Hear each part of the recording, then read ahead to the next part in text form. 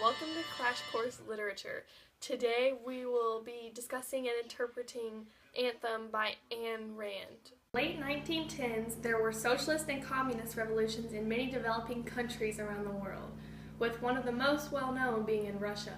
In 1917, the Bolshevik Party overthrew the Tsarist government of Russia and became a socialist country in the hopes of advancing towards true communism. The USSR, Union of Soviet Socialist Republic, existed until the late 1980s. You can ask your parents, they were alive that long ago. The idea of communism was to take away all class distinctions and become a completely equal society. So to someone like Ayn Rand, whose family were entrepreneurs, this concept was just super bogus. Rand believed in the idea of individualism and paving one's own way in the world, which was the opposite of the beliefs of the communist leaders of Russia. Imagine going shopping one weekend and finding an outfit that you're so excited to wear to school the next day, only to find out that everyone else is wearing the same exact thing. Disappointing, right? This is exactly how Rand felt with the outcome of the communist revolution. Anthem is set in a dystopian and futuristic society in which the main character realizes how wrong society is and runs away to start anew. With that synopsis, you don't even have to read Fahrenheit 451.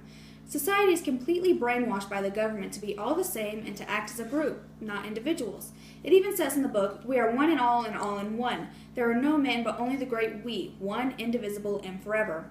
The scary thing is that sounds a lot like the American pledge. Pronouns like I and me are not even in the vocabulary of the people. The Society Equality 7-2521 the main character lives in despises intelligence and any intellectual thought that may cause change and individual advancement.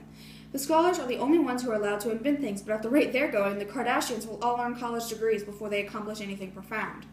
Their last greatest invention was the candle, for Christ's sakes. Compared to them, Britney Spears sings like Einstein.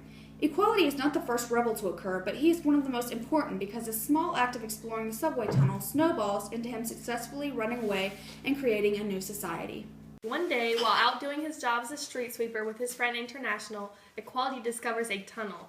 As readers, we deduce that this is a subway tunnel, and if that doesn't scare you, then something is wrong.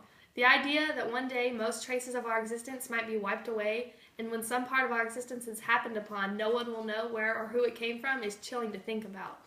Everything you or I have ever done will be useless because there is no one in the future to remember it. But anyways, Equality explores this tunnel, and later it becomes his workshop. It is here that Equality invents, or reinvents, I should say, electricity with the wires he found. This light represents the awakening Equality felt. It is because of the light that Equality realizes there is so much to be discovered and it needs to be shared with the world. When he attempts to share his discovery with the scholars, they shrink back in fear of the light bulb and ultimately they shrink back in fear of the light bulb and ultimate advancement as well, causing Equality to run away in order to start anew. The main character of Anthem, Equality 7-2521, realizes that complete conformity with society is wrong and individualism needs to be expressed. Equality is the protagonist of the story who discovers light, which represents awakening, and rebels against the dystopian society he lives in.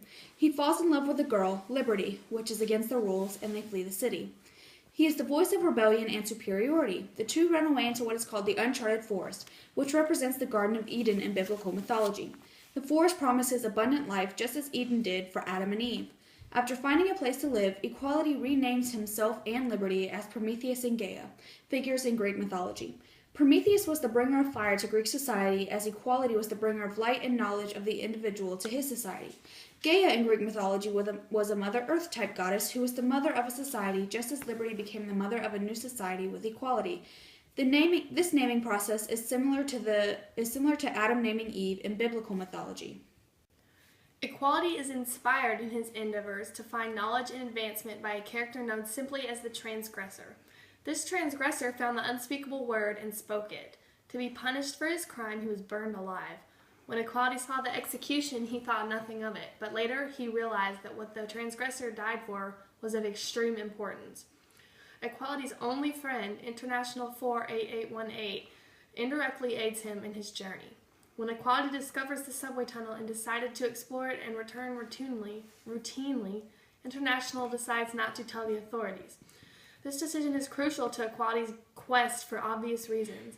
Because of international equality, you realize that friends can be loyal, no matter how crazy you may seem. And now for the open letter. Open letter to Miley Cyrus. But first,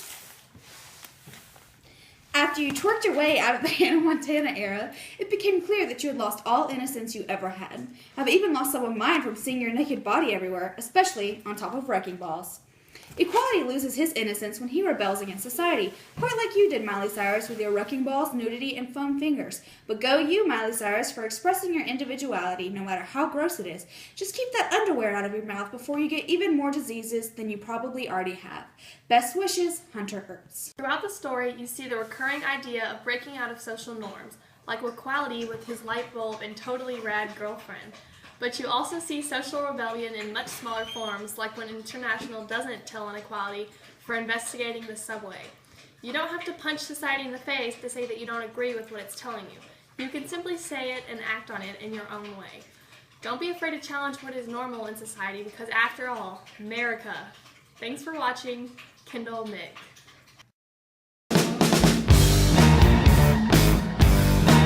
Crash Course World History.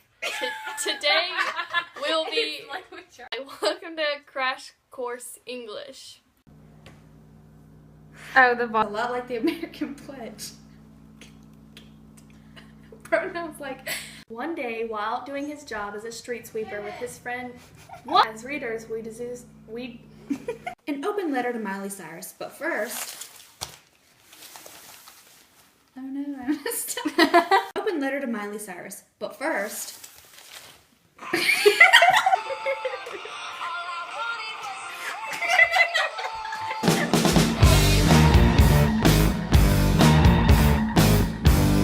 Starring Jesse Ballard, Jenny Gerard, Hunter Ertz, and Kendall Mick.